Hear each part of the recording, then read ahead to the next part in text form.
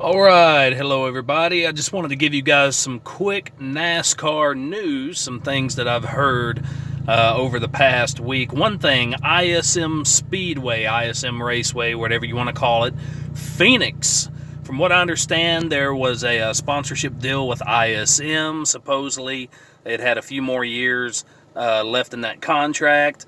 From what I'm understanding, they've agreed to cancel out the name of the race, the racetrack, I should say, ISM. They're talking about taking that out of the equation, and I guess simply going back to Phoenix Raceway, Phoenix, whatever. We NASCAR fans know it as Phoenix. Okay, simply Phoenix. So if it goes back to Phoenix, I will be happy with that. The ISM thing has always confused a lot of people. It's confusing to me. I've always just known it simply as Phoenix. So if they get that worked out, they can return the name simply to Phoenix. I think a lot of people will be happy with that.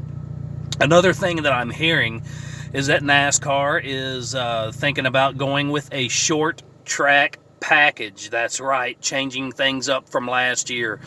Which would mean, and where the discussion is on the cars, they're talking about the front splitter and the spoiler. This would vote, some problems for guys like Martin Truex, guys like Chase Elliott, guys that were really dominant last year. They're talking about going with a much shorter spoiler than that great big spoiler we had last year that gave the guys all that downforce. That would make the handling of those cars, much more difficult. A lot more loose race cars out on the track if they decide to go with shorter spoilers for the road course races. But they're talking about doing this. So the teams, from what I understand, are pretty upset. They want one package. Give us one car, one package. For the short tracks and another package for the larger tracks. Now, they are, and I'm kind of excited about this, looking into the mile-and-a-half tracks, talking about having a specific package for those tracks as well. We'll see what happens. What will be, but I think for the mile-and-a-halves, there definitely needs to be some changes. Maybe drop that spoiler down a little bit. Loosen these cars up a little bit, give them the ability to pass more. That I could definitely agree with that. But there's just too many changes, too many things that constantly change. It's really hard for these drivers and these crew chiefs and these engineers to get their cars dialed in. There's no data to look at. You can't go back to the previous year and say, okay, well, this worked for us.